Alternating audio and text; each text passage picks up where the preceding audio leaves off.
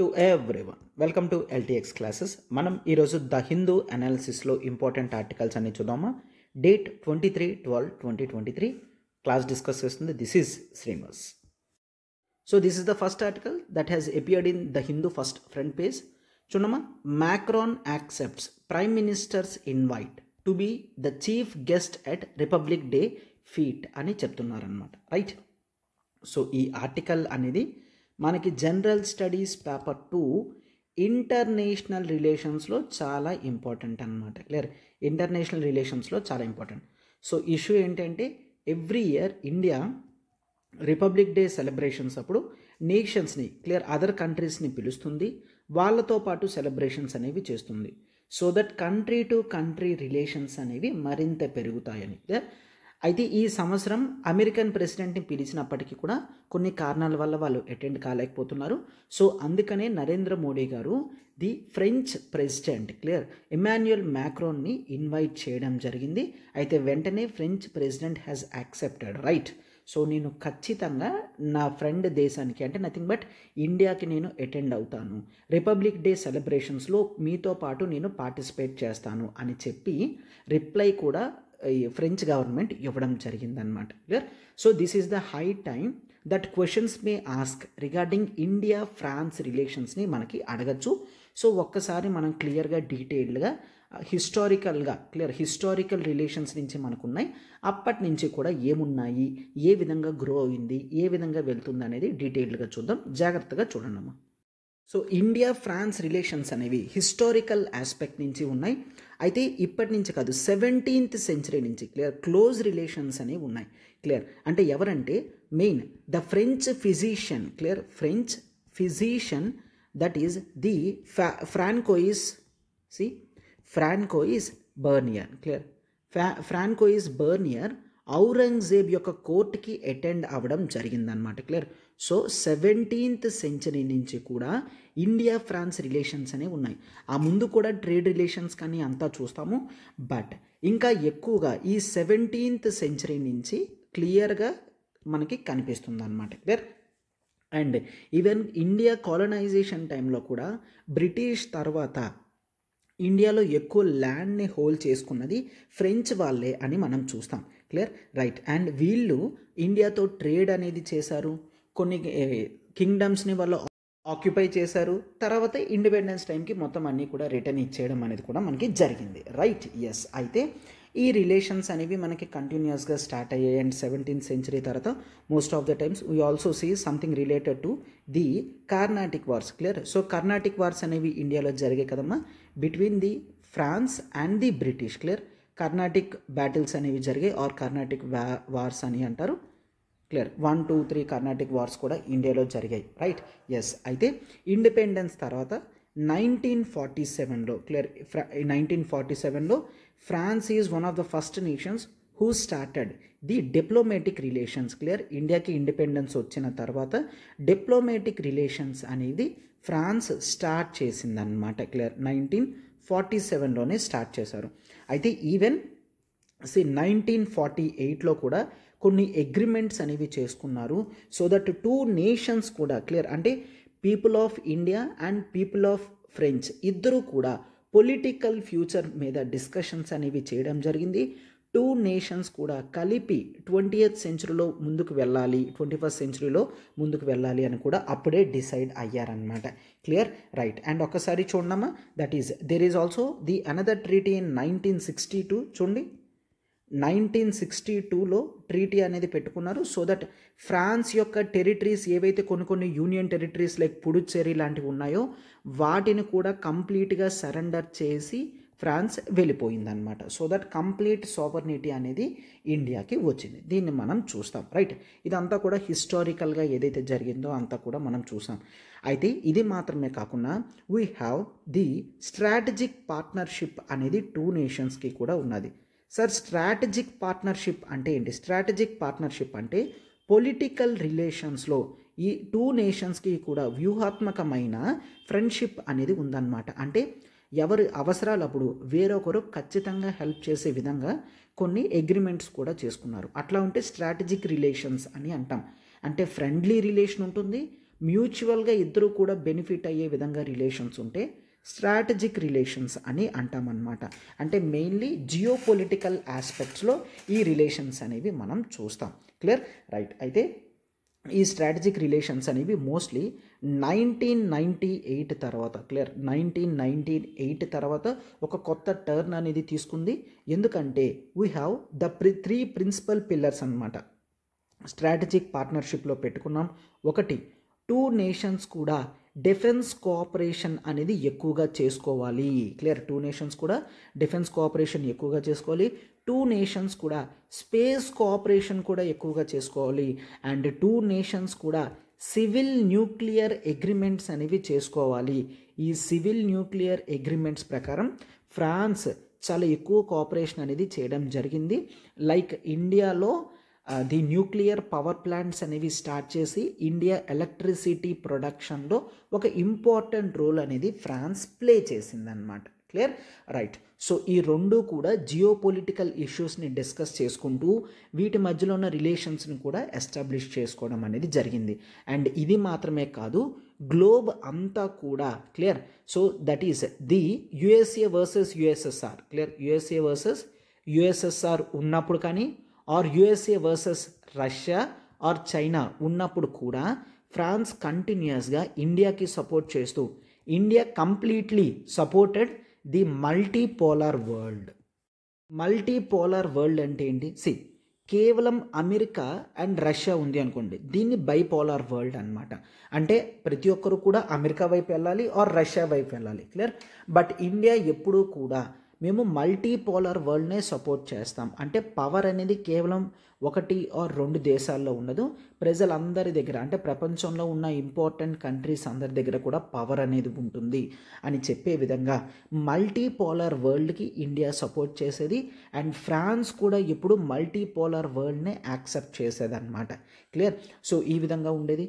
And ఇది మాత్రమే కాదు, ఇంకా మనం స్ట్రాటజిక్ రిలేషన్స్లో ఫ్రాన్స్ కంటిన్యూస్గా కూడా ఇండియాకి తన యొక్క permanent seat in United Nations Security Council, clear, యుఎన్ఎస్సిలో France is the first nation to accept India's permanent seat in UNSC అని కూడా చూస్తామన్నమాట. క్లియర్? అండ్ ఇది మాత్రమే కాకుండా కొన్ని అగ్రిమెంట్స్లో కూడా ఇండియాకి మెంబర్షిప్ రావడానికి ఫ్రాన్స్ ఇంపార్టెంట్ రోల్ ప్లే చేసింది. For example, these are the most important multilateral relations డిఫెన్స్లో, that is the Wassenaar Arrangement అనేది చూస్తాము. Clear? And there is the Nuclears Suppliers Group అనేది చూస్తాము, NSG. And there is the Missile Technology Control Regime, MTCR అనేది చూస్తాము. And Australia group, ఇవన్నీ కూడా defence రిలేషన్స్లో చాలా ఇంపార్టెంట్. ఇవి ఇంటర్నేషనల్ మెంబర్షిప్ గ్రూపింగ్స్ అన్నమాట. ఈ గ్రూపింగ్స్లో ఇండియాకి పార్టిసిపేషన్ అనేది బికాజ్ ఆఫ్ ఫ్రాన్స్ వల్ల వచ్చింది. అంటే it is not that France is only the nation, but France మిగిలిన నేషన్స్ అందరినీ కూడా ఎంకరేజ్ చేసి ఇండియా లాంటి కంట్రీ ఈ గ్రూపింగ్లో ఉండాలి అని అందరినీ సపోర్ట్ చేసి తీసుకొచ్చి ఇండియాకి మెంబర్షిప్ అనేది ఈజీగా వచ్చే విధంగా హెల్ప్ చేసిందనమాట. Clear? And 2 nations also completely agreed to fight against the war on terror. Clear? So టెర్రరిజంని ఏ దేశంలో ఏ విధంగా ఉన్నా అస్సలు ఏమాత్రం కూడా ఎంకరేజ్ చేయకూడదు అన్న ఉద్దేశంతో the war on terrorism, clear, are war against the global terror అని అగ్రిమెంట్స్ కూడా కొన్ని వీళ్ళు చేసుకోవడం జరిగిందనమాట. క్లియర్? రైట్. అయితే రిలేషన్స్ అనేవి చాలా ముందుకు వెళ్తున్నాయి. చాలా వరకు కూడా బైలేటరల్ విజిట్స్ కూడా జరిగాయి అన్నమాట. అంటే రెగ్యులర్గా బిజినెస్ టు బిజినెస్ మీటింగ్స్ కానీ, ఇండియన్ ప్రైమ్ మినిస్టర్ కానీ ప్రెసిడెంట్ కానీ అక్కడికి వెళ్ళడం, ఫ్రాన్స్ ప్రెసిడెంట్స్ రెగ్యులర్గా ఇండియాకి అటెండ్ అవ్వడం, హై లెవెల్ మీటింగ్స్ అనేవి రెగ్యులర్గా చూస్తాము. అండ్ రిపబ్లిక్ డే కానీ ఇండిపెండెన్స్ డే కానీ చాలాసార్లు రావడం జరిగిందనమాట. క్లియర్? సో అయితే గుర్తుంచుకోండి, ఇప్పటికీ ఫ్రాన్స్ రిపబ్లిక్ డేకి 5 times ప్రెజెంట్ అయ్యింది అనమాట. క్లియర్? ఇప్పటిదాకా. క్లియర్? అండ్ ఇప్పుడు నెక్స్ట్ టైం అటెండ్ అయితే 6th time అవుతుంది. Clear? France is the only nation to attend the Republic Day parade so many times. Clear? ఇంతవరకు ఏ కంట్రీ కూడా అన్నిసార్లు అటెండ్ అవ్వలేదు. And France is the only nation 5 times attend అయిందనమాట. Clear? 5 times. And next one 6th time అవుతుందన్నమాట. Clear? Right. And 2 nations మధ్యలో defence cooperation అనేది ఉందో ఒక్కసారి చూడండి. డిఫెన్స్ కోఆపరేషన్స్ చూసుకున్నప్పుడు మనకి కొన్ని ఎక్సర్సైజెస్ అనేవి ఉన్నాయి. There is the exercise Shakti, clear. So Indian army and France army కలిపి చేస్తాయి exercise Shakti. And there is the exercise Varuna, clear. Exercise Varuna అనేది naval, clear. So this is army and this is naval అనమాట, clear. And next there is the exercise Garuda, clear. ఇవన్నీ కూడా రాసుకున్నామా, prelims కూడా చాలా important, clear. Exercise Garuda అనేది ఉంది. So this is the air force exercise between India and France అనమాట. And ఇంకా there is the exercise Pegase, clear. Exercise Pegase అనేది ఉంది. And there is the exercise Desert Knight, clear. Desert night, KNIGHT, night, clear. So desert night, so this is also the air force exercise అనమాట, clear. So ఈ విధమైన defence exercises అనేవి కూడా ఉన్నాయి. ఇన్ని exercises ఉన్నాయి అంటే the defence cooperation between India and France అనేది వన్ ఆఫ్ ది హైయెస్ట్ స్టేజెస్లో ఉంది అని అర్థం అనమాట, క్లియర్. అండ్ కంటిన్యూస్గా ఇండియా ఫ్రాన్స్ యొక్క డిఫెన్స్ ఎక్విప్మెంట్ని కూడా పర్చేస్ చేస్తుంది. ఫర్ ఎగ్జాంపుల్ రీసెంట్గా మనం ఆఫ్ కోర్స్ రఫేల్ ప్రాజెక్ట్స్ అనేది, రఫేల్ ఎయిర్ క్రాఫ్ట్స్ అనేవి ఫ్రాన్స్ నుంచే కొన్నాము. And there is the project 75 ప్రకారం మనం సబ్మెరైన్స్ని కన్స్ట్రక్షన్ చేసాం కదమ్మా, that is the project 75, the scorpion project, clear. Scorpion project ప్రకారం మనం సబ్మెరైన్స్ అనేవి కన్స్ట్రక్షన్ చేసాము with the help of France అని చూస్తామన్నమాట, క్లియర్, రైట్. అండ్ ఈవెన్ అక్కడ ఉన్న స్పేస్ ఇండస్ట్రీస్ కూడా, డిఫెన్స్ ఇండస్ట్రీస్ కూడా ఇండియాలో మ్యానుఫ్యాక్చరింగ్ స్టార్ట్ చేసే విధంగా కూడా అగ్రిమెంట్స్ అనేవి చేసుకోవడం జరిగింది. అండ్ ఇది మాత్రమే కాకుండా డిఫెన్స్ కోఆపరేషన్ మాత్రమే కాకుండా స్పేస్ రిలేటెడ్ కోఆపరేషన్ కూడా చాలా ఎక్కువగానే ఉంది అని మనం చూస్తున్నాం, క్లియర్. అయితే ఇండియా తన యొక్క మేజర్ స్పేస్ డెవలప్మెంట్స్లో కూడా ఫ్రాన్స్ పూర్తిగా సపోర్ట్ చేసింది అని చూస్తాము. That is Indian ISRO, clear. Indian ISRO and France space agency, that is CNES, clear. France space agency, that is CNES. వీళ్ళందరూ చాలా వరకు రీసెర్చ్ ప్రోగ్రామ్స్ అనేవి జాయింట్గా, క్లియర్, జాయింట్గా చేయడం జరిగింది. కొన్ని శాటిలైట్స్ కూడా లాంచ్ చేయడం అనేది జరిగిందనమాట. For example there is few satellites like Trishna, clear, TRISHNA, Trishna project కానీ. And there is the Megha Tropiques, clear, Megha Tropiques, clear, Megha Tropiques కానీ. ఇవన్నీ కూడా కంబైన్డ్గా జాయింట్గా లాంచ్ చేసిన శాటిలైట్స్ అనమాట, క్లియర్. అండ్ ఇండియన్ స్పేస్ ప్రోగ్రాంలో కూడా, క్లియర్, స్పేస్ ప్రోగ్రామ్స్లో చాలా వరకు కూడా కావాల్సిన ఎక్విప్మెంట్ని ఫ్రాన్స్ రెగ్యులర్గా సప్లై చేస్తుందన్నమాట, right. Yes. And this is one of the hallmark in the relations, that is 2008, clear.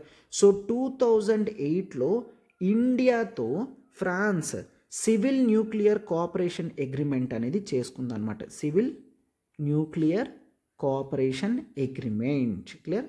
Civil nuclear cooperation agreement. So what happen? So that is 1998లో ఎప్పుడైతే మనం న్యూక్లియర్ ప్రోగ్రామ్ని టెస్ట్ చేయడం జరిగిందో చాలా నేషన్స్ అనేవి గ్లోబల్ లెవెల్లో ఇండియాని బ్యాన్ చేయడం జరిగింది. మేము ఇండియాతో రిలేషన్స్ చేయము, ఇండియా ఒక రోగ్ కంట్రీగా తయారవుతుంది, న్యూక్లియర్ ప్రాజెక్ట్స్ని పెంచుకుంటుంది, అంటే ఏంటి, న్యూక్లియర్ బాంబ్స్ని తయారు చేస్తుంది, ఈ నేషన్ చాలా డేంజర్ అని చాలా కంట్రీస్ అనుకున్న టైంలో కూడా ఫ్రాన్స్ మాత్రం ఇండియాని కంప్లీట్గా బిలీవ్ చేసి the civil nuclear cooperation agreement ప్రకారం మేము ఇండియాకి న్యూక్లియర్ సప్లై చేస్తాము, న్యూక్లియర్ కన్స్ట్రక్షన్ చేస్తాము, దాని నుంచి ఎలక్ట్రిసిటీ డెవలప్ అవుతుంది, ఇండియాకి మేము సపోర్ట్ చేస్తాము, ఇండియా రోగ్ నేషన్ కాదు, ఇండియా చాలా జాగ్రత్తగా తన యొక్క లిమిట్స్ అన్నీ కూడా తెలుసు, పవర్ని మిస్యూజ్ చెయ్యదు, తనకి ఎప్పుడు ఎలా కంట్రోల్ చేయాలో అంతా కూడా తెలుసు అని పూర్తి నమ్మకం మీద ఇండియా మీద ఉంచిందనమాట ఫ్రాన్స్ అనేది. సో ఈ 2000 అగ్రిమెంట్ అనేది one of the hallmarks between India France relations అనేది మనం చూస్తామన్నమాట, clear. And science and technology ఆస్పెక్ట్స్లో కూడా చాలా కోఆపరేషన్ అనేది పెట్టుకున్నాం.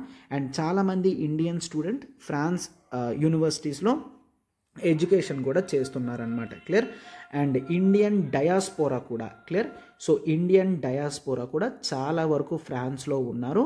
అండ్ వీళ్ళు ఇండియా పైన ఇంకా ఎక్కువ రెస్పెక్ట్ తెచ్చే విధంగా వాళ్ళు అక్కడ వర్క్స్ చేస్తున్నారనమాట. చాలామంది అక్కడ వర్క్స్ చేస్తున్నారు కదమ్మా. మోర్ దెన్ 1 lakh+ పీపుల్ ఫ్రాన్స్లో ఉన్నారు అని ఎక్స్పెక్ట్ చేస్తున్నాం అనమాట. రైట్. సో ఈ విధంగా బ్యూటిఫుల్ కోఆపరేషన్ రిలేషన్స్ అనేవి మనం చూస్తాము. అండ్ చాలా ప్రాజెక్ట్స్ అనేవి for example make in India ప్రోగ్రాంలో కానీ, గగన్యాన్ మిషన్లో కానీ, G7 పార్ట్నర్షిప్లో కానీ, G20 పార్ట్నర్షిప్స్లో ఇండియాతో సపోర్ట్ చేయడం కానీ, and international agreements like the International Solar Alliance ఇండియాతో స్టార్ట్ చేయడం కానీ, క్లియర్ ఎన్విరాన్మెంటల్ ప్రాజెక్ట్స్లో ఇండియాకి సపోర్ట్ చేయడం కానీ, ఇట్లా చాలా వరకు కూడా ఫ్రాన్స్ కంటిన్యూస్గా ఇండియాకి సపోర్ట్ చేస్తుంది అనమాట. రైట్.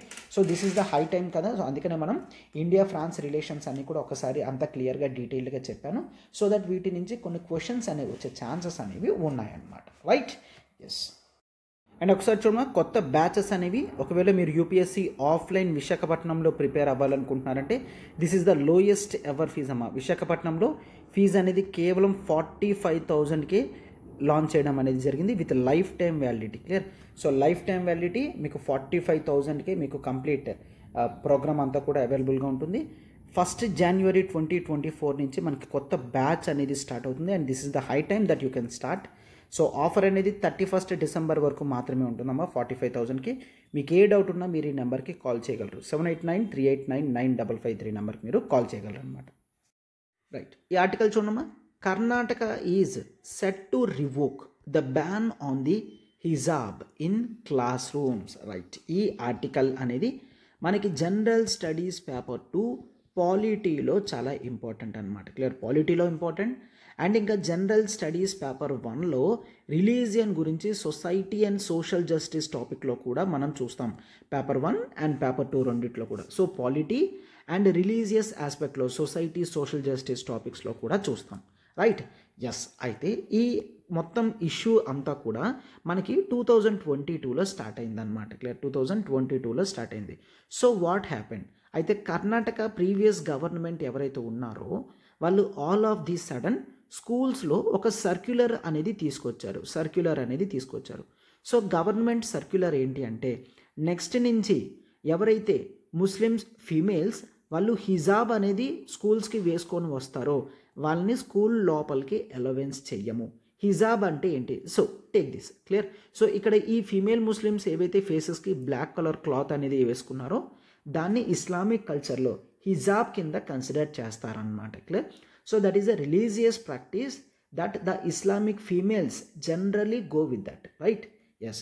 సో ఈ హిజాబ్ని బ్యాన్ చేయడం అనేది జరిగింది స్కూల్లో. క్లియర్. స్కూల్లో ఈ హిజాబ్ని బ్యాన్ చేయడం అనేది జరిగింది.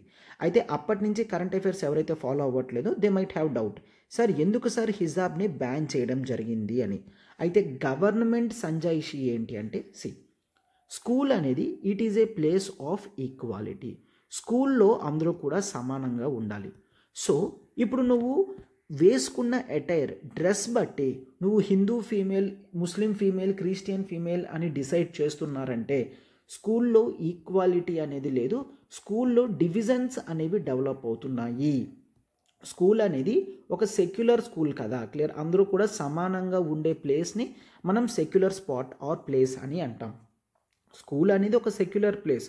సో అలాంటప్పుడు ఇక్కడ డివిజన్స్ అనేవి ఉండకూడదు, ఈక్వాలిటీ అనేది ఉండాలి. సో ఫీమేల్స్ అన్నవాళ్ళు హిజాబ్స్ని వేసుకోకూడదు అని చెప్పి రావడం జరిగిందనమాట. క్లియర్. అయితే దీంతో మొత్తం కర్ణాటక స్టేట్ అంతా కూడా ఒకేసారి బాయిలప్ అయ్యింది. ఇస్లామిక్ కల్చర్ వాళ్ళు ఏ విధంగా ఫీల్ అయ్యారంటే, స్టేట్ వాళ్ళ యొక్క మతంలోకి ఎంటర్ అవుతుంది, ఈ విధంగా చేయడం కరెక్ట్ కాదు అని కొంతమంది ముస్లిమ్స్ భావించారనమాట. ఎందుకంటే they feel that constitution fundamental rights article 25 నుంచి ఆర్టికల్ 28 వరకు కూడా రిలీజియస్ ఫ్రీడమ్ అనేది ప్రొవైడ్ చేయడం జరిగింది. సో ఈ విధంగా మీరు ఇస్లామిక్ కల్చర్లోకి ఎంటర్ అవ్వడం వల్ల మా ఫండమెంటల్ రైట్స్ అనేవి డ్యామేజ్ అవుతున్నాయి అని కూడా చెప్పడం జరిగిందనమాట. క్లియర్. అయితే ఈ ఇష్యూ మీద గుర్తుంచుకోండి, స్కూల్లో సర్క్యులర్స్ అనేవి జారీ చేయడం జరిగింది సో దట్ ఫీమేల్స్ హిజాబ్ అనేది వేసుకోకూడదు అని. సో వాట్ హ్యాపెన్, వీళ్ళు కర్ణాటక హైకోర్టుకి అప్రోచ్ అవ్వడం జరిగింది. క్లియర్. కర్ణాటక హైకోర్టుకి అప్రోచ్ అయ్యారు. సో ఏమని వాదించారు, స్కూల్కి సంబంధించిన వాళ్ళు అంటే గవర్నమెంట్ రిప్రజెంట్ చేసేవాళ్ళు ఇది ఈక్వాలిటీని డిస్టర్బ్ చేస్తుంది, డివిజన్స్ అనేవి తీసుకొస్తున్నాయి, అండ్ గవర్నమెంట్ కూడా పూర్తి అధికారం ఉంటుంది ఆర్డర్స్ని ఇష్యూ చేయడంలో అని చెప్పి రావడం జరిగింది. అపోజిషన్ వాళ్ళు ఎవరైతే ఉన్నారో వాళ్ళు రిలీజియస్ ఆస్పెక్ట్ని తీసుకొని రావడం జరిగింది. అయితే ఇస్లామిక్ ఫీమేల్స్ ఎప్పటి నుంచో వేసుకుంటున్నారు, మీరు ఈ విధంగా స్కూల్ కల్చర్ని స్పాయిల్ చేయకండి అని చెప్పి కూడా రిక్వెస్ట్ చేయడం జరిగింది. బట్ కర్ణాటక హైకోర్టు గవర్నమెంట్ ఆర్డర్కి యాక్సెప్ట్ చేసింది. అంటే ఏంటి, yes there is a ban on the hijab. ఒకవేళ కర్ణాటక స్టేట్లో ఉన్న గవర్నమెంట్ ఆ విధంగా సర్క్యులర్ ఆర్డర్ చేసినా సరే, పాస్ చేసినా సరే, కర్ణాటక గవర్నమెంట్కి ఆ పవర్ అనేది ఉంది అని హైకోర్టు నిర్ణయించేసింది. బ్యాన్ కంటిన్యూ అయిందనమాట. క్లియర్. అండ్ దీన్ని తీసుకొని సుప్రీంకోర్టుకి వెళ్ళారు. క్లియర్. హైకోర్టు నుంచి సుప్రీంకోర్టుకి అపీల్ చేశారు. అయితే సుప్రీంకోర్టులో స్ప్లిట్ వర్డిక్ట్ వచ్చిందనమాట, ఈక్వల్ వర్డిక్ట్ వచ్చింది. సో ఈక్వల్ వర్డిక్ట్ వచ్చిన తర్వాత సుప్రీంకోర్టులో ఇప్పుడు హయ్యర్ బెంచ్కి పంపించారు. క్లియర్. హయ్యర్ బెంచ్కి పంపించడం అనేది జరిగింది ప్రాపర్ వర్డిక్ట్ గురించి.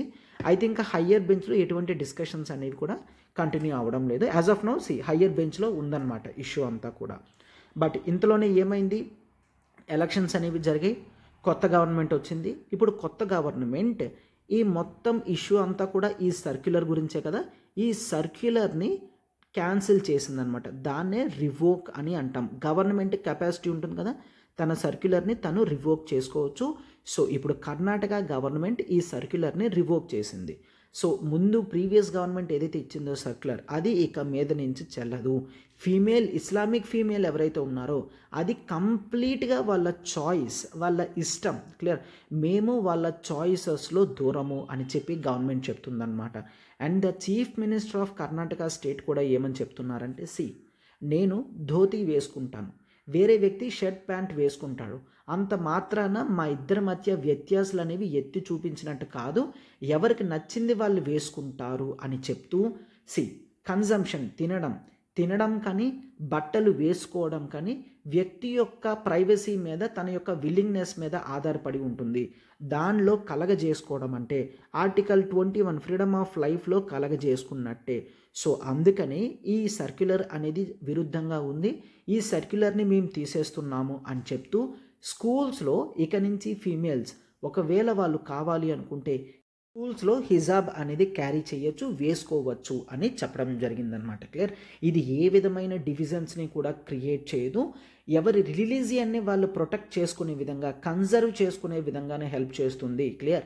ఇండియాకి ఇండిపెండెన్స్ వచ్చి ఇన్ని సంవత్సరాలు అయినా సరే females and not only females, ఈ రిలీజియస్ ఆస్పెక్ట్ మీద మనము ఈ విధంగా తగులు అనేవి పెంచే విధంగా ఉంటాయి తప్ప ఈ సర్క్యులర్ అనేది ఏ విధంగా కూడా హార్మోనీ అనేది పెంచదు.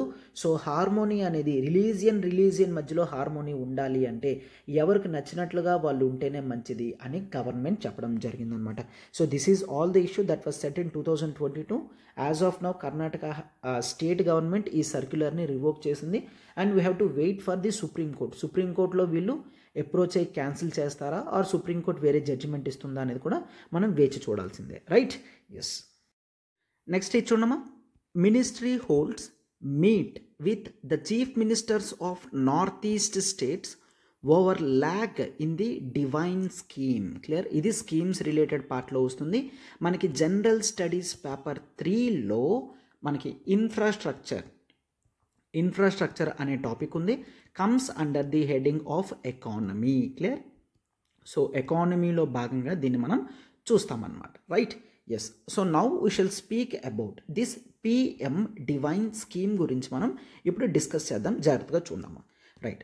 So first one, it is the prime minister's DEV అంటే డెవలప్మెంట్ అన్నమాట. Clear. North east region. Clear. So PM DevINE scheme ప్రకారం నార్త్ ఈస్ట్ రీజియన్ యొక్క ఇంప్రూవ్మెంట్ గురించి, this is the prime ministers development initiative for north east region అన్నమాట. Clear. అంటే నేమ్లోనే అర్థమవుతుంది north east యొక్క improvement గురించి ఈ స్కీమ్ అనేది తీసుకొని రావడం జరిగిందని. సార్ ఎప్పుడు తీసుకొచ్చారు ఇది? రైట్. సో ఇది 2022-23 బడ్జెట్లో పెట్టడం జరిగిందనమాట. క్లియర్. 2022-23 బడ్జెట్లో ఈ పిఎం డివైన్ స్కీమ్ అనేది బడ్జెట్లో యాడ్ చేశారు. సో దట్ దీని ప్రకారం this is a central sector scheme అనమాట. Clear. So this is a central sector scheme. Clear. So central sector scheme అంటే ఏంటి? ఫండింగ్ 100% ఫండింగ్ అంతా కూడా ఎవరిస్తారంట, సెంట్రల్ గవర్నమెంటే ఇవ్వడం జరుగుతుందన్నమాట. క్లియర్. సో దీంట్లో బడ్జెట్ ఎంత పెట్టారు, టోటల్గా 1500 crores అనేది పెట్టడం జరిగింది. కేవలం నార్త్ ఈస్ట్ రీజియన్లో ఖర్చు పెట్టడానికి 1500 crores బడ్జెట్లో పొందుపరచడం అనేది జరిగిందనమాట. క్లియర్. అయితే ఈ యాక్టివిటీస్ అనేది ఏమాత్రం కూడా స్టార్ట్ అవ్వలేదు. అందుకనే main the ministry of north east రీజన్స్లో ఉన్న చీఫ్ మినిస్టర్స్తో మీటింగ్ అనేది పెట్టడం జరిగింది. అయితే ఈ ఓవరాల్ పిఎం డివైన్ స్కీమ్కి హెడ్ కింద నోడల్ మినిస్ట్రీ కింద ఎవరిని పెట్టారంటే that is the ministry of north east region. Clear. So ministry of the north east రీజియన్ని, development of north east region, DNER అని అంటాం. ఈ మినిస్ట్రీ చేతుల్లో మొత్తం ఈ స్కీమ్ అంతా కూడా పెట్టడం జరిగింది. So this is a central sector scheme అని గుర్తుంచుకోండి, బడ్జెట్లో స్టార్ట్ చేశారని. అయితే సార్ ఈ పిఎం డివైన్ స్కీమ్ ప్రకారం వీళ్ళు అసలు ఏ ప్రోగ్రామ్స్ యాక్టివిటీస్ అనేవి చేస్తారు చూడండి అమ్మా. ఫస్ట్ వన్ ఇన్ఫ్రాస్ట్రక్చర్ డెవలప్మెంట్ అనేది చేస్తారు. ఆ 1500 crores north east reason infrastructure development అనేది చేయడం జరుగుతుంది. So there is one special scheme that is called PM గతి శక్తి. ఇండియా మొత్తంలో పిఎం గతి శక్తి స్కీమ్ అనేది తీసుకొచ్చారు ఇన్ఫ్రాస్ట్రక్చర్ ఇంప్రూవ్మెంట్కి. క్లియర్. అయితే డెవలప్మెంట్ ఆఫ్ నార్త్ ఈస్ట్కి సెపరేట్గా ఉండాలి అని పిఎం గతి శక్తి భాగంగా ఇన్ఫ్రాస్ట్రక్చర్ ఏవైతే డెవలప్ చేస్తున్నారో దాన్ని ఈ development of north east region ministry అంటే ministry of north east region వాళ్ళు పిఎం డివైన్ స్కీమ్ ప్రకారం నార్త్ ఈస్ట్ రిలేటెడ్ డెవలప్మెంట్ అనేది ఇన్ఫ్రాస్ట్రక్చర్లో యూజ్ చేయడం జరుగుతుంది. So that north east regions యొక్క కనెక్టివిటీ పెరుగుతుంది. హెల్ప్ ఏంటమ్మా, నార్త్ ఈస్ట్ రీజియన్స్ యొక్క కనెక్టివిటీ పెరుగుతుంది. ఎప్పుడైతే కనెక్టివిటీ పెరుగుతుందో ట్రేడ్ పెరుగుతుంది. ట్రేడ్ పెరిగితే ఎకానమీ పెరుగుతుంది. ఎకానమీ పెరిగితే ఆపర్చునిటీస్ కూడా పెరుగుతాయి. అవునా. సో అందుకనే పిఎం గతి శక్తి ప్రకారం ఈ పిఎం డివైన్లో కొంత అమౌంట్ అనేది కనెక్టివిటీ ఇంప్రూవ్మెంట్కి యూజ్ చేస్తారనమాట. క్లియర్. రైట్. అండ్ నెక్స్ట్ చూసుకున్నట్లయితే ఇంకా అది మాత్రమే కాదు, కేవలం ఇన్ఫ్రాస్ట్రక్చర్ మాత్రమే కాదు, సోషల్ డెవలప్మెంట్ ప్రాజెక్ట్స్ని కూడా వాళ్ళు స్టార్ట్ చేస్తారు. అంటే నార్త్ ఈస్ట్ రీజియన్లో నార్త్ ఈస్ట్ స్టేట్స్ ఒక్కొక్క స్టేట్కి తగ్గట్టుగా వాళ్ళకి ఏవైతే ఇమీడియట్ నీడ్స్ ఉన్నాయో, సోషల్ డెవలప్మెంట్ ప్రాజెక్ట్స్ అంటే ఏంటి, వాళ్ళకి స్కూల్స్ కన్స్ట్రక్షన్ చేయడము, హాస్పిటల్స్ కన్స్ట్రక్షన్ చేయడం, కాలేజెస్ కన్స్ట్రక్షన్ చేయడం, ఇట్లాంటివి ఏవి కావాలనుకున్నా సోషల్ డెవలప్మెంటల్ ప్రాజెక్ట్స్ ప్రకారం అంటే కమ్యూనిటీ టాయిలెట్స్ అయినా ఏది కావాలనుకున్నా ఈ పిఎం డివైన్ స్కీమ్లో భాగంగా ఈ 1500 crores యూజ్ చేసి కన్స్ట్రక్షన్ చేయడం అనేది జరుగుతుందన్నమాట. సో దట్ రీజియన్ యొక్క ఓవరాల్ క్వాలిటీ ఆఫ్ లైఫ్ అనేది పెరుగుతుంది. ఫర్ ఎగ్జాంపుల్ హాస్పిటల్స్ అనేవి కన్స్ట్రక్షన్ చేశారనుకోండి, సో వాళ్ళకి హాస్పిటల్ యాక్సెసిబిలిటీ అనేది జరుగుతుంది. So that quality of life పెరుగుతుంది కదమ్మా, స్టాండర్డ్ ఆఫ్ లైఫ్ పెరుగుతుంది, క్వాలిటీ ఆఫ్ లైఫ్ కూడా పెరుగుతుంది. ఇది కూడా పిఎం డివైన్ స్కీమ్ ప్రకారం కూడా చేద్దాము అని పెట్టుకున్నారనమాట. క్లియర్. అండ్ ఇది మాత్రమే కాదు, నార్త్ ఈస్ట్ రీజియన్లో ఉన్న యూత్కి అండ్ ఇంకా నార్త్ ఈస్ట్ రీజియన్లో ఉన్న ఉమెన్కి వీళ్ళకి రిలేటెడ్ లైవ్లీహుడ్ ఆపర్చునిటీస్ ప్రొవైడ్ చేయడం కూడా ఈ పిఎం డివైన్ స్కీమ్ భాగంగా పెట్టుకున్నారనమాట. సో పిఎం డివైన్ స్కీమ్ ప్రకారం మెయిన్ వాళ్ళకి 3 goals. ఒకటి ఇన్ఫ్రాస్ట్రక్చర్ డెవలప్ చేయడం, మరొకటి సోషల్ డెవలప్మెంటల్ ప్రాజెక్ట్స్ మీద పెట్టుకోవడం, మరొకటి ఆ రీజియన్లో ఉన్న యూత్ అండ్ ఉమెన్కి ఎకనామిక్ ఆపర్చునిటీస్ని ప్రొవైడ్ చేయడం అనమాట. అంటే ఈ యూత్ని ఉమెన్ని ఎంపవర్ చేస్తారు. స్కిల్స్ లేకపోతే స్కిల్ డెవలప్మెంట్ చేస్తారు, హ్యాండ్ హోల్డింగ్ సర్వీసెస్ కావాలంటే హ్యాండ్ హోల్డింగ్ సర్వీసెస్ చేస్తారు, వాళ్ళు ఏవైనా బిజినెసెస్ పెట్టుకోవాలనుకుంటే వాళ్ళకి హెల్ప్ చేయడం కానీ ఇట్లా ప్రతిదీ కూడా ఈ పిఎం డివైన్ స్కీమ్ ప్రకారం చేద్దాము అని అనుకున్నారనమాట. Clear. So state wise project వైజ్గా ఎక్స్పెన్సెస్ చేద్దాము అని అనుకున్నారు. రైట్. బట్ చూడండి, దాదాపుగా 1 year కావస్తున్నా ఇప్పటికీ కూడా ఈ అమౌంట్స్ అనేవి అంత ముందుకు వెళ్ళలేదు. 1500 crores. క్లియర్. సో 1500 crores అనేది బడ్జెట్ అలొకేషన్లో పెట్టుకున్నా సరే ఇప్పటికీ కేవలం 175 crore వర్త్ ప్రాజెక్ట్స్ మాత్రమే అప్రూవల్లోకి వెళ్ళాయి అని చెప్తున్నారు. క్లియర్. అంటే మోర్ దెన్ 10% మాత్రమే. క్లియర్.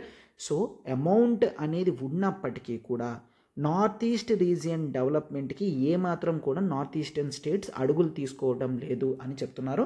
అందుకని నార్త్ ఈస్ట్కి సంబంధించిన ministry of development of north east reason ఎవరైతే ఉన్నారో ఈ నార్త్ ఈస్టర్న్ స్టేట్స్ యొక్క చీఫ్ మినిస్టర్స్తో మీటింగ్ పెట్టి వాళ్ళకి కావాల్సిన ప్రాజెక్ట్స్ని వెంటనే శాంక్షన్ చేసి స్టేట్ లెవెల్లో కూడా కొంత స్టిమ్యులేషన్ తీసుకొచ్చి ఇంప్రూవ్మెంట్ చేద్దాం అని అనుకుంటున్నారనమాట. క్లియర్.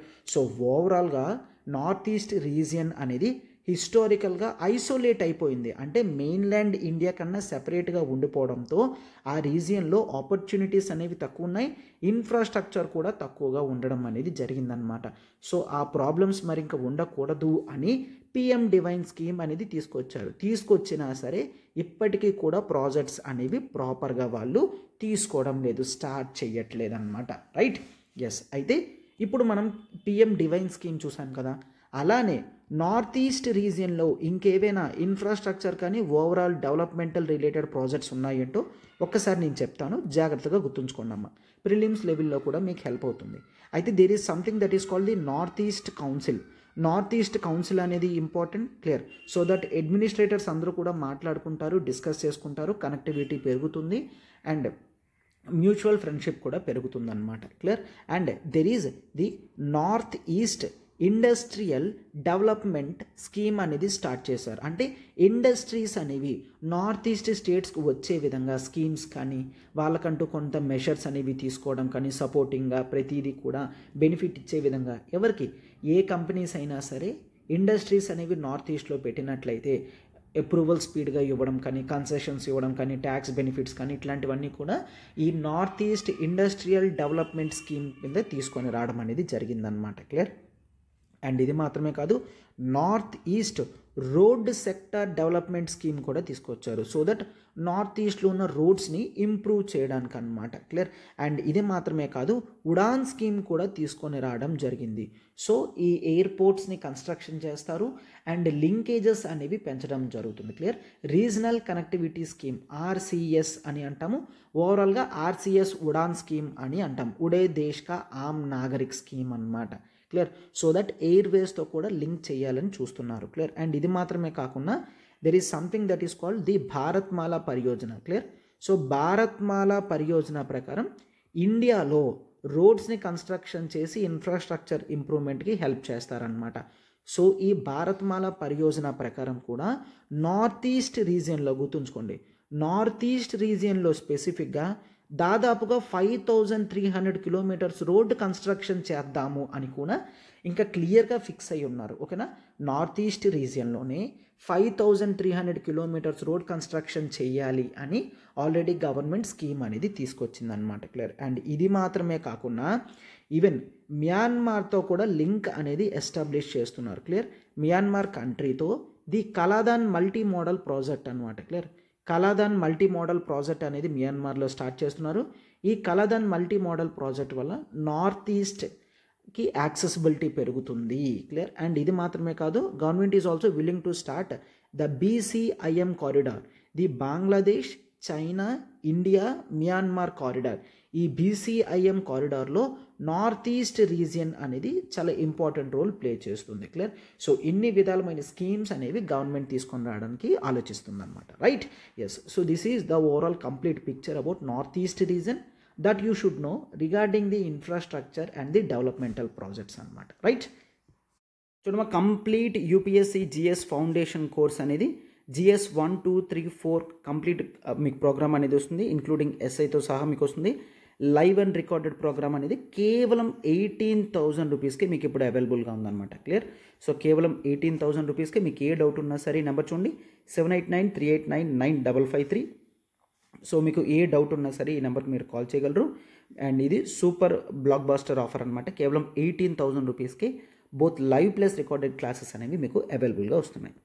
మరొక బ్యూటిఫుల్ ఆఫర్ చూడమ్మా, UPSC infinity with full lifetime వ్యాలిడిటీతో. క్లియర్. సో మీకు కంప్లీట్ లైఫ్ టైం వ్యాలిడిటీతో కేవలం 45,000కి తీసుకొని రావడం జరిగిందమ్మా.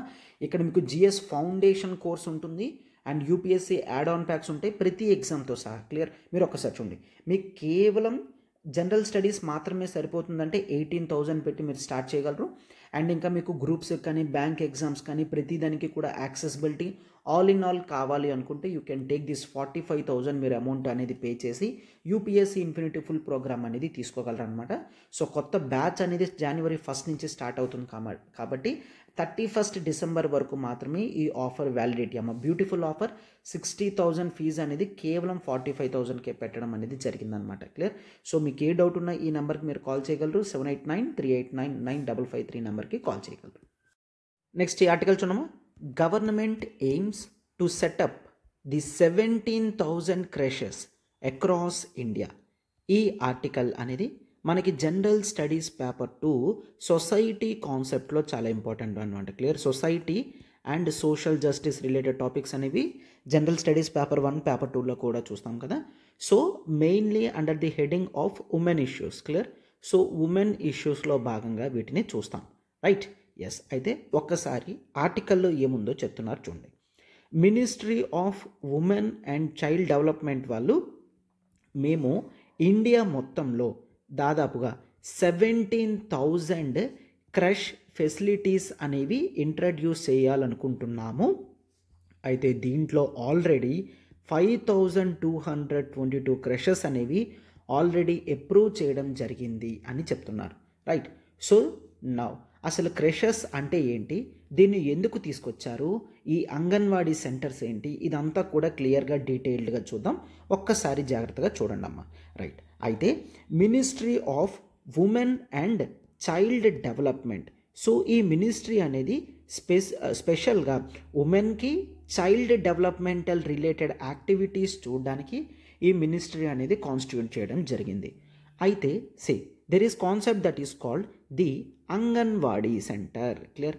అంగన్వాడీ సెంటర్స్ అనేవి విలేజ్ లెవెల్లోని అండ్ ఈవెన్ అర్బన్ లెవెల్లో కూడా మనకి స్టార్ట్ చేయడం అనేది జరిగింది. ఈ అంగన్వాడీ సెంటర్స్ మెయిన్ వీళ్ళ యొక్క డ్యూటీ ఏంటి అంటే ప్రెగ్నెన్సీ టైంలో చూడండి, ప్రెగ్నెన్సీ ఫీమేల్స్ ఎప్పుడైతే ప్రెగ్నెన్సీ స్టేజ్లో ఉంటారో వీళ్ళు కొన్ని తీసుకోవాల్సిన మెడిసిన్స్ అనేవి ఉంటాయి. క్లియర్. లైక్ ఇంజెక్షన్స్ కానీ, క్లియర్, వ్యాక్సిన్స్ కానీ ఇట్లాంటివి తీసుకోవాలి. అండ్ ఎర్లీ ఏజెస్లో బేబీస్కి కూడా. Clear. So early age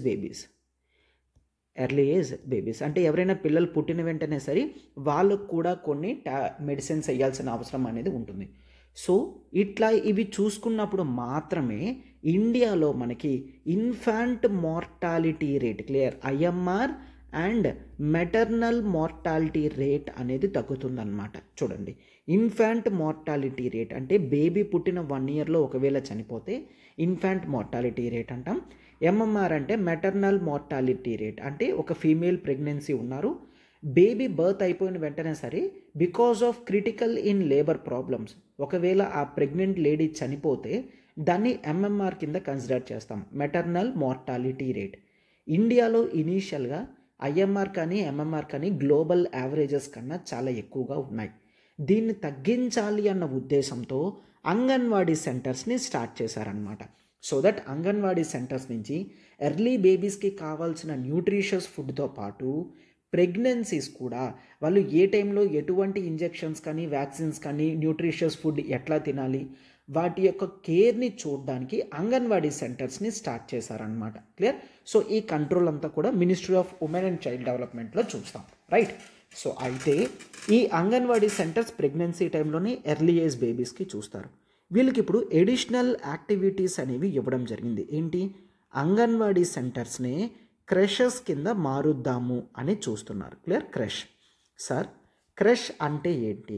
crush అంటే nothing but there is A female, ఆమెకు ఒక 2 years బేబీ ఉన్నారనుకోండి. క్లియర్. 2 years బేబీ ఉంది. అయితే ఈ 2 years బేబీకి ప్రొటెక్షన్గా ఉండడానికి ఆ ఫీమేల్ ఆ బేబీతో ఎప్పుడు కూడా ఉండాల్సి ఉంటుంది. సో దీనివలన ఫీమేల్కి ఎంప్లాయ్మెంట్ ఆపర్చునిటీస్ అనేవి పోతున్నాయి, అవునా కాదు? So let's take there is a female a, ఈమెకి రీసెంట్గా పెళ్ళయింది. అంతవరకు కూడా she use to go to some work, అంటే లెట్స్ టేక్ ఒక చిన్న కంపెనీలో ఒక చిన్న ఇండస్ట్రీలో చిన్న వర్క్ చేస్తుంది. ఆమెకి మంత్లీ 15,000 శాలరీ అనేది వస్తుంది అనుకోండి. ఈమెకి మ్యారేజ్ అయింది, మ్యారేజ్ అయిన తర్వాత కూడా ఓకే వర్కింగ్కి వెళ్తుంది. అయితే బేబీ పుట్టిన టైంలో ఎప్పుడైతే ప్రెగ్నెన్సీ స్టేజ్లో ఉంటుందో అప్పుడు ఆఫీస్ ఖచ్చితంగా క్విట్ అవుతారు. క్లియర్. ప్రెగ్నెన్సీ అయిపోయిన తర్వాత ఇమీడియట్లీ జాయిన్ అవ్వడానికి వాళ్ళకి స్కోప్ ఉండదు. ఎందుకంటే బేబీ కేర్ చూసుకోవడం అనేది చాలా ఇంపార్టెంట్. అవునా, బేబీ కేర్ అనేది చాలా ఇంపార్టెంట్. మేల్స్ ఆల్రెడీ వర్క్స్కి వెళ్తారు, ఫీమేల్స్ కూడా వర్క్స్కి వెళ్ళిపోతే బేబీ కేర్ అనేది చాలా వరకు కూడా అవ్వదు, రైట్. సో అయితే ఈ బేబీ కేర్ గురించే ఒక యూనిట్ క్రష్ అనే సెంటర్ని తీసుకొస్తారనమాట. క్రష్లో ఏంటి అంటే లెట్స్ టేక్, ఇప్పుడు ఈ ఫీమేల్కి మంత్లీ 15,000 వస్తుంది. బేబీ కేర్ చూడడానికి వలన ఈ 15,000 అనేది ఆమె లాస్ అవుతుంది. అవునా, సో ఉమెన్ ప్రొడక్టివిటీ అనేది కూడా తగ్గిపోతుంది. అట్లాగే క్రష్ అనేది ఉంది అనుకోండి, ఈ ఏ అనే ఫీమేల్ బేబీ పుట్టిన కొన్ని మంత్స్ వరకు చూసుకొని తర్వాత ఈ క్రష్ సెంటర్లో ఇచ్చి ఆమె డైలీ కూడా రెగ్యులర్గా వర్క్కి వెళ్ళగలుగుతుంది. సో దట్ ఇంట్లో కావాల్సిన ఎకనామిక్ నీడ్స్ అన్నీ కూడా తను అరేంజ్ చేసుకోగలుగుతుంది. అవునా కాదు? So this is the importance of the crush అనమాట. అర్థమైందా? సో క్రష్ ప్రకారం ఏంటి అంటే ఫీమేల్స్ వాళ్ళ బేబీస్ ఎవరైతే ఉన్నారో వాళ్ళని ఈ క్రష్ సెంటర్లో పెట్టి వాళ్ళు డ్యూటీలకు వెళ్తారు. సో దట్ వాళ్ళ ఇన్కమ్ ఆపర్చునిటీస్కి ఇంకా ప్రాబ్లం అనేది ఉండదు అండ్ వీళ్ళ వర్క్ ఫోర్స్ పార్టిసిపేషన్ రేట్ కూడా పెరుగుతుంది అని చెప్తున్నారనమాట. కేవలం బేబీ కేర్ గురించి వాళ్ళ రోల్ అనేది ఎకానమీలో తగ్గిపోతుంది. బేబీ కేర్ అనేది వాళ్ళకు ఒక స్ట్రగల్లా ఉండిపోయిందనమాట. క్లియర్? అంటే కెరీర్ గ్రోత్లో హ్యాంపర్ అంటే ఒక డిస్టర్బెన్స్ వచ్చే విధంగా బేబీ కేర్ అనేది ఉన్నదనమాట. Okay, it does not mean that and I don't mean baby care అనేది అనవసరంగా ఎక్స్ట్రా బర్డన్ అని పెడుతుందని కాదు.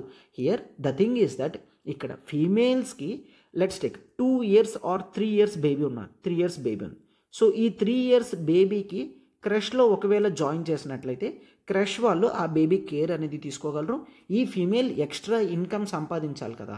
కేవలం ఒకరి జీతం మీద మాత్రమే హౌస్ నడవాలి అంటే వాళ్ళు ఇంకా పవర్టీలోకి వెళ్ళిపోయే ఛాన్సెస్ ఉంటాయి. ఈ నెక్స్ట్ బేబీకి ఏవైతే న్యూట్రిషియస్ ఫుడ్ సప్లై చేయాలో వీళ్ళు చేయలేరు. అందుకనే ఫ్యామిలీలో 3-4 ఉన్నప్పుడు జాబ్కి అందరూ వెళ్ళినప్పుడు మాత్రమే నెక్స్ట్ జనరేషన్కి ప్రాపర్ నీడ్స్ అనేవి సెట్ చేయడానికి అవుతుందన్నమాట. క్లియర్? సో అర్థమైందా? అందుకనే క్రష్ ఫెసిలిటీస్ అనేవి తీసుకొని రావడం జరిగింది. ఈ క్రష్ ఫెసిలిటీస్ని అంగన్వాడీ సెంటర్స్తో మిక్సప్ చేశారు. ఎందుకు? ఆల్రెడీ అంగన్వాడీ సెంటర్స్ అనేవి ఇన్ జనరల్గా ప్రెగ్నెన్సీ రిలేటెడ్ టైంలో ఏవైతే జాగ్రత్తలు తీసుకోవాలి, ఎర్లీ బేబీ పుట్టిన తర్వాత ఎటువంటి వ్యాక్సిన్స్ అనేవి ఇవ్వాలి, ఎటువంటి హెల్త్ ఫెసిలిటీస్ అనేవి వాళ్ళు కల్పించాలి అనే దాని మీద వాళ్ళు చూసుకుంటూ ఉంటారు, రైట్. సో ఇప్పుడు వాటిని ఇలా క్రష్ ఫెసిలిటీస్ కింద మార్చేశారు అంటే అప్పుడు కొంతమంది ఎక్స్ట్రా ఫీమేల్కి కూడా జాబ్ ఆపర్చునిటీస్ అనేవి వస్తాయి. అర్థమవుతుందా కాదమ్మా? సో ఇక్కడ చూడండి, ఫీమేల్స్ జనరలీ వాళ్ళ బేబీస్ని క్రష్ ఫెసిలిటీస్లో పెట్టి వెళ్తారు. ఈ క్రష్ ఫెసిలిటీస్ నడిపించడానికి ఎక్స్ట్రా ఫీమేల్స్ కావాలి కదా. సో ఎక్స్ట్రా ఫీమేల్స్కి కూడా ఇక్కడ ఎంప్లాయ్మెంట్ అనేది జరుగుతుంది కదా. ఇలా అందరికీ కూడా విన్ విన్ సిచ్యువేషన్ కింద క్రష్ ఫెసిలిటీస్ అనేది ఉన్నాయన్నమాట. సో అందుకని government under the scheme of పాలన, క్లియర్, పాలనా స్కీమ్ అనేది తీసుకొచ్చింది. ఈ పాలనా స్కీమ్ ప్రకారం క్రష్ ఫెసిలిటీస్ అండ్ అంగన్వాడీ సెంటర్స్ని రెండింటిని కూడా మిక్సప్ చేసి అంగన్వాడీ సెంటర్స్లోనే ఇక్కడ చూడండి మీరు, right, this is an anganwadi come crush facility అనమాట. చిన్నపిల్లలు ఉన్నారు అండ్ వాళ్ళకి గార్డియన్ కింద ఒక ఫీమేల్ ఉన్నారు. సో దట్ ఆ బేబీస్ అందరూ కూడా ఆడుకోవడానికి అండ్ వాళ్ళు చదువుకోవడానికి, వాళ్ళకి న్యూట్రిషియస్ ఫుడ్ సప్లై చేయడానికి అన్నింటికీ కూడా ఆ ఫీమేల్ చూసుకుంటారనమాట. క్లియర్? సో దట్ వీళ్ళ పేరెంట్స్ ఎవరైతే ఉన్నారో వీళ్ళందరూ కూడా వాళ్ళ జాబ్ ఆపర్చునిటీస్కి మళ్ళీ వెళ్ళొచ్చు, వర్క్ ఫోర్స్లో జాయిన్ అవ్వచ్చు, కొంత ఇన్కమ్ అనేది ఎర్న్ చేయడానికి స్కోప్ అనేది ఉంటుందన్నమాట. క్లియర్? ఇదొకటి. అండ్ సెకండ్ వన్ ఏంటి అంటే లెట్స్ టేక్ జనరల్గా ఇప్పుడు ఫ్యామిలీస్ ఉన్నాయి. ఈ ఫ్యామిలీలో ఒకవేళ ఈ ఫ్యామిలీ పూర్ ఫ్యామిలీ అనుకోండి, క్లియర్, పూర్ ఫ్యామిలీ అనుకుంటే ఆ బేబీకి ప్రాపర్ న్యూట్రిషియస్ ఫుడ్ అనేది వీళ్ళు సప్లై చేయలేరు. క్లియర్? న్యూట్రిషియస్ ఫుడ్ అనేది సప్లై చేయలేరు. న్యూట్రిషియస్ ఫుడ్ అనేది లేకపోవడం వల్ల బేబీ యొక్క గ్రోత్ అనేది, సైకలాజికల్ డెవలప్మెంట్ అనేది తగ్గిపోతుంది, రైట్. అండ్ సెకండ్ వన్ ఏంటి అంటే వీళ్ళు ప్రాపర్గా చిల్డ్రన్కి సైకలాజికల్ డెవలప్మెంట్ గురించి వేరియస్ ప్లేస్ అంటే యాక్టివిటీస్, క్లియర్, గేమ్స్ ఆడించాలి, వేరియస్ యాక్టివిటీస్ అనేవి చేసినప్పుడు మాత్రమే వాళ్ళ బ్రెయిన్ అనేది షార్ప్ అవుతుంది, డెవలప్ అవుతుంది. అయితే వీళ్ళు పూర్ కాబట్టి అటువంటి ఇన్ఫ్రాస్ట్రక్చర్ కానీ ప్రొవైడ్ చేయలేరు, అటువంటి ఐటమ్స్ కూడా కొన్నిసార్లు కొనలేని పొజిషన్లో ఉండొచ్చు. అదే ఈ క్రష్ ఫెసిలిటీస్లో ఉంటే వాళ్ళు ఓవరాల్ డెవలప్మెంట్కి హెల్ప్ అయ్యేవన్నీ కూడా ఉంటాయి. క్లియర్? సార్ అయితే ఈ క్రష్ ఫెసిలిటీస్ని ఎవరు నడిపిస్తారు? Right. So ministry of women and child development రెగ్యులర్గా ఫండ్స్ అనేవి రిలీజ్ చేస్తుంది. వీటికి కావాల్సిన ఇన్ఫ్రాస్ట్రక్చర్ అంతా కూడా ప్రొవైడ్ చేస్తారు. సో ఇది చూస్తే ఎంత నీట్గా ఉంటుందంటే ఈ లేబరర్స్ ఎవరైతే ఉంటారో వాళ్ళు యాక్చువల్లీ ఇంట్లో ఉండేదానికన్నా వీళ్ళు క్రష్ ఫెసిలిటీస్లోనే ఉంటేనే ఇంకా ఎక్కువ నేర్చుకోగలరు, ఇంకా గ్రో అవ్వగలరు అని అనిపించే విధంగా తయారు చేస్తున్నారనమాట. క్లియర్. సో అందుకని మినిస్ట్రీ ఏం చెప్తుందంటే ఓవరాల్గా ఇండియా మొత్తం కూడా మేము ఒక 17,000 క్రష్ ఫెసిలిటీస్ అనేవి తీసుకొస్తున్నాము. సో దట్ ఫీమేల్ పార్టిసిపేషన్ కూడా వర్క్ ఫోర్స్లో పెరుగుతుంది అండ్ కొంతమంది ఫీమేల్స్కి ఇక్కడే జాబ్ ఆపర్చునిటీస్ కూడా దొరుకుతాయి అని చెప్తున్నారనమాట. ఆల్రెడీ 5,000 చేసాము, మరొక 12,000 కూడా నెక్స్ట్ వెంటనే స్టార్ట్ అవుతాయి అన్నట్టుగా ministry of women and child development వాళ్ళు చెప్తున్నారనమాట. దాని అర్థమైంది కదమ్మా దీని యొక్క ఇంపార్టెన్స్ అంతా కూడా. అండ్ ద స్కీమ్ పాలన, these things you have to remember. ఒకసారి this is the beautiful offer of the day. Big 4 combos. Clear. యూపీఎస్సీలో మోస్ట్ ఇంపార్టెంట్ టాపిక్స్ ఏవైతే ఉన్నాయో, ఫర్ ఎగ్జాంపుల్ హిస్టరీ కానీ, పాలిటీ, ఎకానమీ, జాగ్రఫీ, ఈ బిగ్ 4 టాపిక్స్ ఏవైతే ఉన్నాయో కేవలం మీకు 10,000 రూపీస్కి మాత్రమే వీటన్నిటి మీద కూడా యాక్సెస్ అనేది ఇవ్వడం జరిగింది. క్లియర్. సో ఈ 4 టాపిక్స్ కలిపి మీకు కేవలం 10,000కే అవైలబుల్గా ఉంది. ఆఫర్ అనేది ఈరోజు మాత్రమే వ్యాలిడిటీ అమ్మ. క్లియర్. మీకు ఒకవేళ ఏ డౌట్ ఉన్నా మీరు ఈ నెంబర్ కాల్ చేయగలరు 7893899553.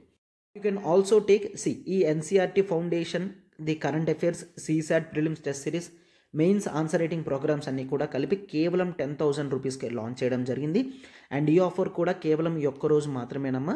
మీకు ఏ డౌట్ ఉన్నా మీరు ఈ నెంబర్కి కాల్ చేయగలరు 7893899553. This is the ultimate combo programme. మీకు ఈ 5 కోర్సెస్ అనేవి కేవలం 10,000 రూపీస్కి మాత్రమే మీకు వ్యాలిడిటీతో వస్తున్నాయి అన్నమాట. క్లియర్. సో ఈరోజు ఒక్కరోజు మాత్రమే వ్యాలిడిటీ. మీరు ఇమీడియట్గా ఈ కోర్స్ని ఆప్ట్ చేసుకోవచ్చు. అండ్ నెక్స్ట్ ఈ ఆర్టికల్ చూడమ్మా. Don't use the derogatory terms for persons with disabilities election commission చెప్తుందన్నమాట. రైట్. సో అయితే ఇక్కడ ఆర్టికల్ అనేది it is important from the general studies paper 1 and general studies paper 2లో మనకి society and social justice topics అనేవి ఉంటాయి. ఓకేనా. దాంట్లో మనం పర్సన్స్ విత్ డిజబిలిటీస్ గురించి చదువుతాం. రైట్. సో ఈ ఆర్టికల్ అనేది mostly important for the mains perspective. Clear. మెయిన్స్లో మనం వీటిని రాస్తూ ఉంటామన్నమాట. క్లియర్. ఫర్ ఎగ్జాంపుల్ ఇప్పుడు జనరల్గా అసలు ఆర్టికల్లో ఏముందో చూడండి. Election commission of India. Clear. ఇది ఒక కాన్స్టిట్యూషనల్ బాడీ కదా. ఎలక్షన్ కమిషన్ ఆఫ్ ఇండియా ఏమని చెప్తుందంటే పొలిటికల్ పార్టీస్ అన్నిటికీ కూడా రిక్వెస్ట్ చేస్తుంది. పార్టీస్ ఎవరైతే ఉన్నారో మీరు లెటర్ అండ్ స్పిరిట్తో, అంటే పూర్తిగా దేన్ని నమ్మాలి, ద పర్సన్స్ విత్ డిజబిలిటీస్ పైన గౌరవం అనేది ఉంచాలి. క్లియర్. ఎందుకు? ఆల్రెడీ మనకి the rights of persons with disabilities act 2016 అనేది ఉంది. Clear. The rights of persons with disabilities act 2016 అనేది ఉంది. సో దీని ప్రకారం ఈ పర్సన్స్ ఎవరైతే ఎక్స్ట్రా ఎబిలిటీస్తో ఉన్నారో, క్లియర్, అంటే డిజబిలిటీస్తో ఎవరైతే ఉన్నారో వాళ్ళని మనం ఇంక్లూసివ్గా తీసుకోవాలి. అంటే అర్థం ఏంటి? వాళ్ళని డిస్క్రిమినేషన్, వ్యత్యాసాలు అనేవి చూపించకూడదు. వాళ్ళందరినీ కూడా ఎకానమీలో కలుపుకుంటూ, పొలిటికల్గా కలుపుకుంటూ అందరినీ ఎంపవర్ చేయాల్సిన బాధ్యత మన అందరి మీద కూడా ఉన్నది అని చెప్తూ, మీరు పొలిటికల్ డిస్కోర్సెస్ అంటే మీ పొలిటికల్ స్పీచెస్ ఏవైతే ఇస్తారో అటువంటి స్పీచెస్లో మీరు డెరోగేటరీ. సార్ డెరోగేటరీ అంటే ఏంటి? డెరోగేటరీ అంటే అసభ్యకరమైన మాటలు అన్నమాట. క్లియర్. అంటే ఒక వ్యక్తి యొక్క డిగ్నిటీని తగ్గిస్తూ ఏవైతే టర్మ్స్ ఉంటాయో వాటిని మనం డెరోగేటరీ అని అంటాం. ఓకేనా. వ్యక్తి యొక్క గౌరవాన్ని, డిగ్నిటీని తగ్గించే వర్డ్స్ని డెరోగేటరీ టర్మ్స్ అని అంటామన్నమాట. సో ఇటువంటి టర్మ్స్ యూజ్ చేయొద్దు అని ఎలక్షన్ కమిషన్ ఆఫ్ ఇండియా చెప్తుంది. ఫర్ ఎగ్జాంపుల్ కొన్ని terms like mentally retarded, dumb, blind, deaf, lame ఇట్లాంటి వర్డ్స్ యూజ్ చేస్తారు కదా లోకల్ లాంగ్వేజ్లో. అటువంటి టర్మ్స్ని యూజ్ చేయొద్దు అని చెప్తున్నారనమాట. క్లియర్. ఒకవేళ నిజంగా మీరు ఎవరినైనా అలా పిలవాలి అనుకుంటే the rights of persons with disabilities act ప్రకారం ఏ విధమైన డిగ్నిటీ టర్మ్స్ ఉన్నాయో వాటిని మాత్రమే మీరు యూజ్ చేయాలి అని చెప్తున్నారు. ఫర్ ఎగ్జాంపుల్ ఒక వ్యక్తి మాట్లాడలేకపోతున్నాడు అనుకోండి, he's incapacity in public speech అని చెప్పాలి. ఒక వ్యక్తికి మెంటల్ రిటార్డేషన్, పిచ్చి ఉంది అనుకోండి, he is not mentally stable అని గౌరవప్రదమైన మాటలు మాత్రమే మాట్లాడాలి. డెరోగేటరీ టర్మ్స్ లాంటివి యూజ్ చేయకూడదు. లైక్ ఏ పాగల్ హే ఇట్లాంటి టర్మ్స్ అనేవి యూజ్ చేయొద్దు అని ఎలక్షన్ కమిషన్ ఆఫ్ ఇండియా చెప్తుందన్నమాట. క్లియర్? ఒకవేళ ఇట్లా మీరు నెక్స్ట్ నుంచి మాట్లాడితే rights of persons with disabilities act section 92 clear, section 92 ప్రకారం మీరు శిక్షార్హులు. అంటే సెక్షన్ 92లో ఏముంది? Minimum 6 months to maximum 5 years jail ఉంటుంది, ఆర్ ఫైన్ కట్టాల్సి ఉంటుంది, ఆర్ ఈ రెండు కూడా కలిపి ఉండొచ్చు అని section 92 of the rights of persons with disabilities యాక్ట్లో ఉందన్నమాట. క్లియర్ అని చెప్తూ ఎలక్షన్ కమిషన్ ఆఫ్ ఇండియా ఏమని చెప్తుందంటే, ఇట్ ఈజ్ అవర్ డ్యూటీ, డెమోక్రసీలో ప్రజలందరి యొక్క పార్టిసిపేషనే main whole fundamental thing. So అటువంటి ప్రజలకి మనం ఇంకా ఎంకరేజ్ చేయాలి తప్ప మీరు ఇట్లాంటి టర్మ్స్ యూజ్ చేసి సొసైటీలో ఒక స్టీరియో టైప్ అనేది సెట్ చేయొద్దు. స్టీరియో టైప్ అంటే ఒక దురుద్దేశం అనేది, అంటే చులకనగా చూసే స్వభావం, తక్కువ చేసి మాట్లాడడం లాంటివి చేయకూడదు. ఒక వ్యక్తి మెంటల్లీ రిటార్డెడ్ అయితే అతని యొక్క బయలాజికల్ నేచర్ బట్టి ఉంటుంది తప్ప ఆ వ్యక్తి ఇంటెన్షనల్గా చేయట్లేదు కదా. సో అటువంటప్పుడు ఆ వ్యక్తి యొక్క డిగ్నిటీని హరించే శక్తి అనేది ఎవరికి ఉండకూడదు అని చెప్తున్నారనమాట. క్లియర్? రైట్. అయితే ఈ rights of persons with disabilities act అనేది 2016లో పార్లమెంట్లో పెట్టి బిల్ అనేది పాస్ చేశారనమాట. ఓకేనా?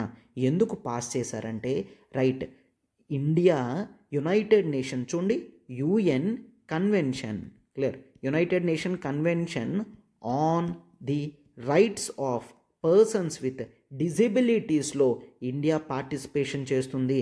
అంటే ఈ కన్వెన్షన్ని ఇండియా యాక్సెప్ట్ చేసింది. యుఎన్ కన్వెన్షన్ అంటే ఏంటి?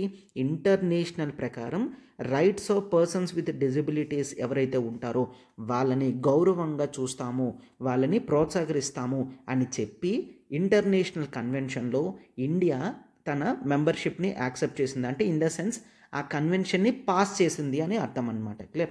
సో అయితే అట్లాంటప్పుడు మన దేశంలో కూడా ఒక చట్టం ఉండాలి కదా, ఈ డిజబిలిటీస్ పర్సన్స్కి రక్షించే విధంగా ఒక యాక్ట్ అనేది ఉండాలి అని చెప్పి rights of persons with disabilities act అనేది తీసుకొని రావడం జరిగిందనమాట.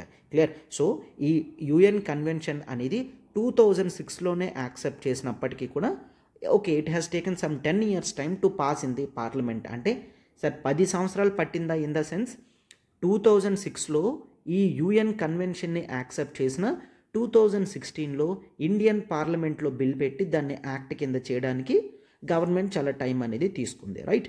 Yes, this is fine. అయితే ఈ the rights of persons with disabilities act ప్రకారం గవర్నమెంట్ ఏమని చెప్తుందంటే, ఈ చట్టంలో ప్రకారం ఈ పర్సన్స్ విత్ డిజబిలిటీస్ ఎవరైతే ఉంటారో వాళ్ళ యొక్క డిగ్నిటీని మనము యాక్సెప్ట్ చేస్తున్నాము.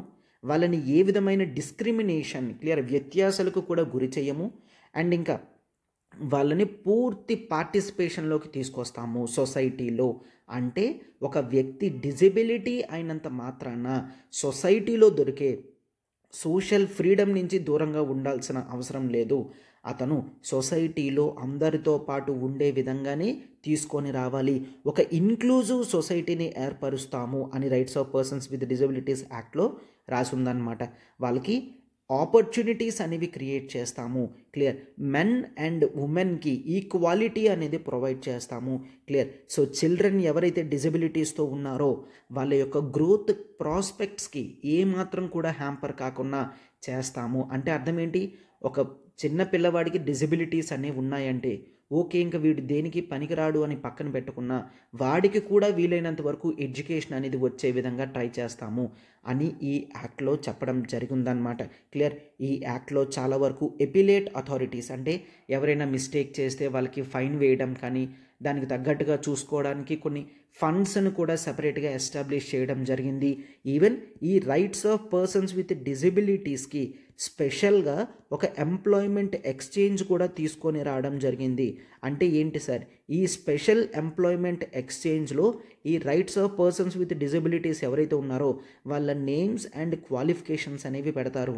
ఆ రిలేటెడ్ క్వాలిఫికేషన్ జాబ్స్ ఏవైనా పడితే వీళ్ళకి ప్రిఫరెన్స్ అనేది ఇవ్వడం జరుగుతుందన్నమాట. అంటే ఏంటి? ఫర్ ఎగ్జాంపుల్ లెట్స్ టేక్ ఒక వ్యక్తి మాట్లాడలేడు అంతే, but he can see and he can type the computer అనుకోండి, వాడు కంప్యూటర్ టైప్ చేసే వర్క్ అనేది చేయగలడు కదా. క్లియర్. సో ఒకవేళ ఒక వ్యక్తికి చేతులతో పని లేదు అనుకోండి, క్లియర్, కేవలం చూసి అర్థమవుతుంది మాట్లాడుతున్నాడు, ఇట్లాంటి జాబ్స్కి he is eligible, right. So ఇట్లా ఈ వర్క్స్ ఏవైనా పడినా సరే వీళ్ళకి హయ్యర్ ప్రయారిటీ అనేది ఇచ్చే విధంగా పెట్టడం జరిగిందనమాట. క్లియర్. అండ్ ఇది మాత్రమే కాదు, ఈ యాక్ట్ ప్రకారం వీళ్ళకి రిజర్వేషన్స్ కూడా ప్రొవైడ్ చేయడం జరిగింది. ఈ rights of persons with disabilities ఎవరైతే ఉంటారో వీళ్ళకి గవర్నమెంట్ జాబ్స్లో కానీ ఎడ్యుకేషన్లో కానీ సెపరేట్ రిజర్వేషన్ ఉండే విధంగా వీళ్ళని పూర్తిగా ఎంపవర్ చేసే విధంగా ఈ యాక్ట్ అనేది తీర్చిదిద్దారనమాట, right. Yes, hope you got this. So మీకు సొసైటీ సోషల్ జస్టిస్లో ఎగ్జాంపుల్ కింద పెట్టినప్పుడు మీరు ఇది రాయొచ్చు. రీసెంట్గా ఎలక్షన్ కమిషన్ ఆఫ్ ఇండియా కూడా ఒక నోటిఫికేషన్లో క్లియర్గా చెప్పింది, పొలిటికల్ పార్టీస్ కూడా చాలా ఇంక్లూజివ్గా తయారవ్వాలి అండ్ ఎటువంటి డెరోగేటరీ టర్మ్స్ అనేవి ఈ పర్సన్స్ విత్ డిజబిలిటీస్ని మనం మాట్లాడకుండా ఉండడానికి ఒక గైడ్ లైన్స్ అనేవి ఇచ్చింది అని మీరు ఎగ్జాంపుల్స్లో కూడా దీన్ని రాయొచ్చు అనమాట. Clear. Hope this is completely clear to you, right. Yes. And ఒకసారి చూడమా, see offer of the day, this is for anthropology. Clear. So anthropology UPSC మీరు ఆప్షనల్ ప్రిపరేషన్ అనేది చూసుకున్నట్లయితే కేవలం రికార్డింగ్ క్లాసెస్ అనేవి మీకు కావాలనుకుంటే జస్ట్ 4,000 రూపీస్కే మీకు కంప్లీట్ ఆప్షనల్ యాక్సెసిబిలిటీ అనేది వస్తుందన్నమాట. కేవలం 4,000 రూపీస్కే. అయితే offer valid only for today. సి కంప్లీట్ ఆప్షనల్ అనేది నేనే తీసుకుంటాను. This is Srinivas. అయితే మీకు కంప్లీట్ నోట్స్ అనేది ప్రొవైడ్ చేయడం జరుగుతుంది అండ్ హ్యాండ్ హోల్డింగ్ చేయడం జరుగుతుంది. రెగ్యులర్గా ఆన్సర్ ప్రాక్టీస్ అనేది చూస్తారు and complete coverage of syllabus అనేది మీకు ఇక్కడ అవైలబుల్గా ఉంటుందన్నమాట, రైట్. ఎస్. అండ్ మీకు ఏ డౌట్ ఉన్నా సరే ఈ నెంబర్కి మీరు కాల్ చేయగలరు, 7893899553. ఒకవేళ ఆప్షనల్ సెలక్షన్లో మీరు కాస్త కన్ఫ్యూషన్గా ఉన్నా, నాతో మాట్లాడాలనుకున్నా సరే మీరు ఈ నెంబర్ని కాల్ చేయగలరు, నాతో మాట్లాడగలరు.